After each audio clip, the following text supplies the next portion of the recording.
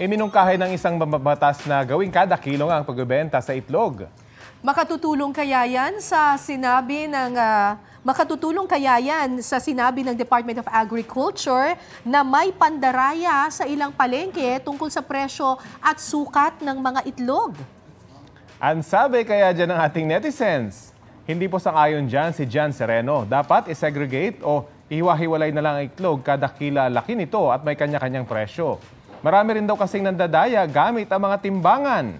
Agree naman sa mungkahing iyan si Nilo Hicap. Makatarungan daw kasi fix na ang babayaran. Pero si Cindy Ong nangangamba dyan dahil mataas na nga raw ng presyo ng lahat ng bilihin, baka dumagdag pa ang itlog. Mas okay raw sa kanya ang tingi-tinging pagbili.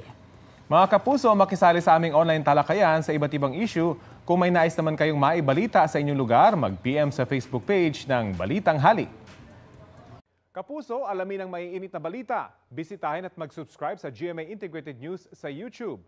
Sa mga kapuso abroad, samahan nyo kami sa GMA Pinoy TV at sa www.gmanews.tv.